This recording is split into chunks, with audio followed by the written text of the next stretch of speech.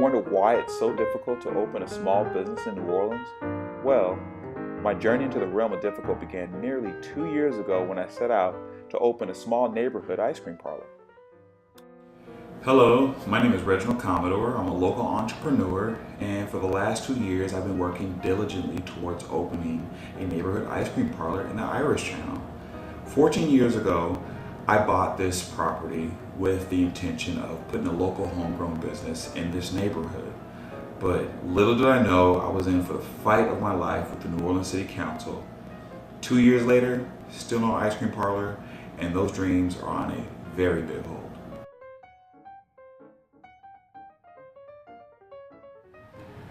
So how the drama all began was I originally applied for a zoning change, and there were roughly 6 individuals who were opposed to the idea of a zoning change, but who said they were in full support of a neighborhood ice cream parlor. In my communications with the neighbors, they have explained that they are in full support of an ice cream shop, but are not supportive of the upzoning.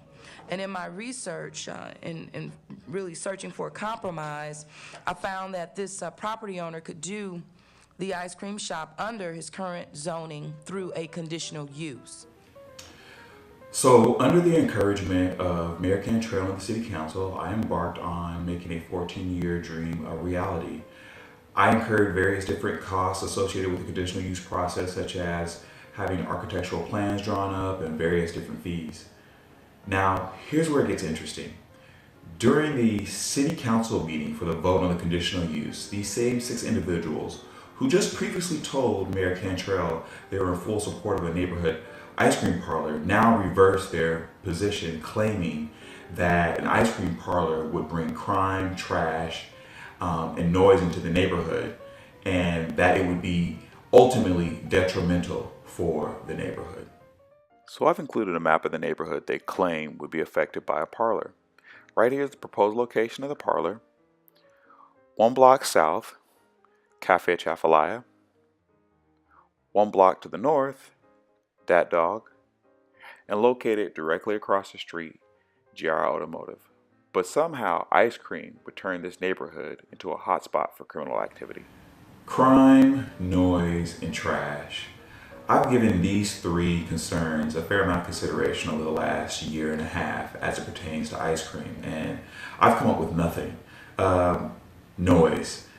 You know, maybe if you get a couple 100,000 people gathered together in a room licking ice cream, you can hear the noise down the block, and somehow this would become a nuisance. Since that's highly unlikely and not a thing, I'm still puzzled by that one. As far as crime is concerned, you know, for the most part, ice cream is just milk, cream, and sugar. And those 3 ingredients you can find in a morning cup of coffee. So all you coffee drinkers out there, beware, you might be inviting crime into your life. However, with all that said, the City Council voted 6-1 in favor of an ice cream parlor and granted our conditional use.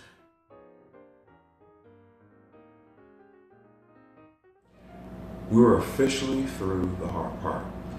There was one last phase of the conditional use process, which is the ordinance phase. Now, during the ordinance phase, the City Council drafts a set of rules and regulations by which you can conduct and operate a business, something that is strictly procedural, right? But here's where it gets a little bit more interesting. The City Council person for our district, Jay Banks, asked the rest of the council members to hold a second unsanctioned vote to reverse their first vote, effectively taking back the conditional use permit that was just granted to me, right?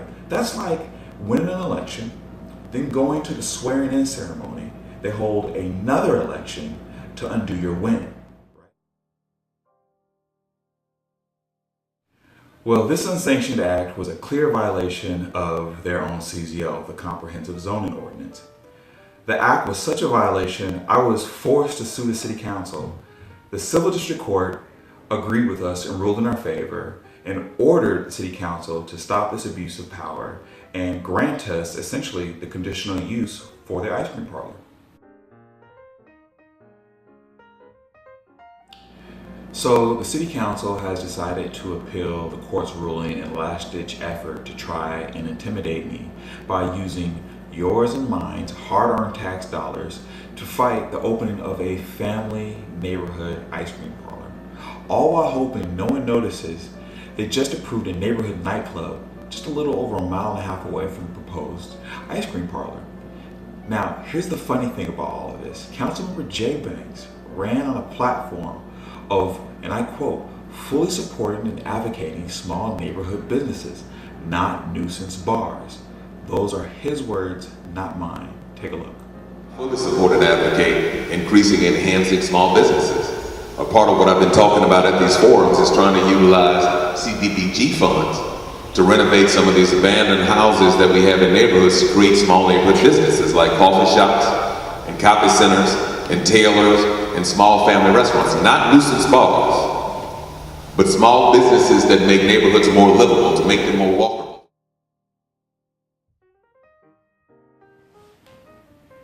So let me see if I have my facts straight.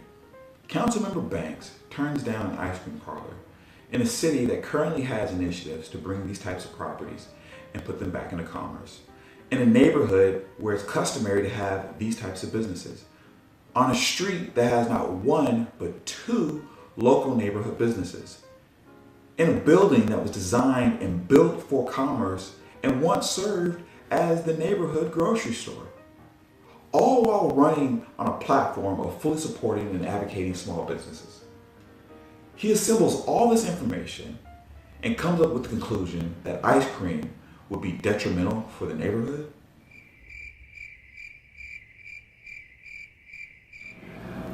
I estimate the city of New Orleans will spend tens of thousands of dollars just to stop a little old ice cream parlor.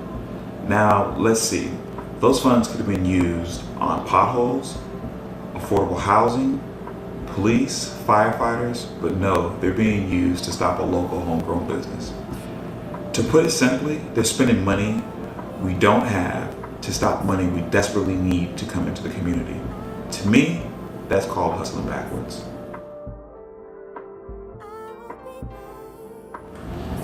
So with all that said, we are faced with legal fees to fight this appeal, and that's why we need your help. Please see the links below on ways that you can support our cause, and we truly have love for everyone who supports us, and even if you didn't support us, we still have love for you.